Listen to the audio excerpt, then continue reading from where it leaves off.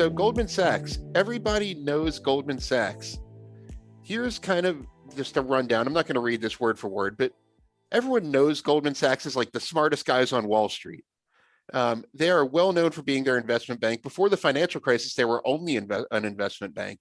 It wasn't until the 2008, 2009 financial crisis, as part of the big bailout package, they became a bank holding company. So they were just an investment bank. They have the number one share in M&A and equity offerings, meaning they're the number one IPO underwriter, things like that. They have a massive trading operation, massive. I mean, Goldman Sachs is bond traders, stock trading. That's the largest component of their revenue, and this is a big company. Just to give you an idea, this is not the biggest part of their business. They manage over $2 trillion of client money. And the business has been really strong lately. Goldman thrives in times of big volatility. You could really argue that the past couple of quarters have been very, very volatile in the stock market. I know I've been kind of kept on the edge of my seat watching some of this. I'm one of the ones who writes those 10% market movers articles, and it's been the busiest time for me ever. So Goldman thrives in volatility, and a lot of the reason is the trading. Trading is much more active in volatile times. Their first quarter revenue was the highest ever. Investment banking had a lot to do with it.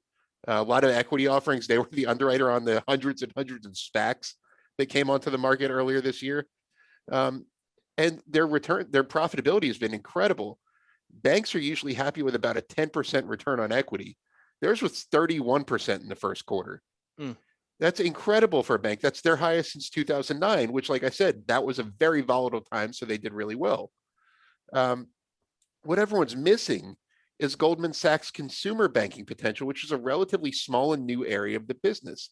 You probably heard of Marcus, the savings and loan platform. They do personal loans, things like that. That started about 5 years ago. It's been massively successful. Big savings. Their deposit base is over $50 billion, I believe. Don't quote me on that exact number. And then they recently got into credit card lending. And I can't think of a bigger way to really dive into credit card lending than becoming Apple's partner. That was their first credit card venture. That's pretty amazing that that's their first. They recently took over GM's credit card business as the card issuer. And it's growing pretty fast. Like you see right there, 32% year over year. It's still about 2% of the bank's total revenue. So look at that last bullet right there, comparing it to Bank of America. Goldman Sachs consumer banking revenue was just a tiny fraction of what some of these big banks are generating. Now, Goldman Sachs is not going to be one of the big four consumer banks overnight. They're not going to be JP Morgan Chase tomorrow in terms of consumer banking or in 2022 or whatever. But they have massive long-term potential. And I think one thing that everybody's missing is that within the next decade or so, Goldman could be in that big bank conversation. Here's one thing to I'll leave you with here. There is no such thing in the banking industry as a brand name as recognizable as Goldman Sachs and the cost structure of an online bank. Goldman doesn't have any branch networks to pay for or things like that. They have the same cost benefits of like a SoFi, but with a brand name that's more recognizable in many ways than all the big banks like Bank of America, JP Morgan Chase, Citigroup.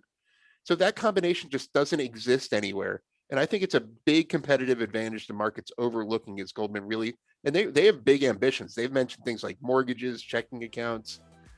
They've already launched kind of a robo-advisory service for consumers.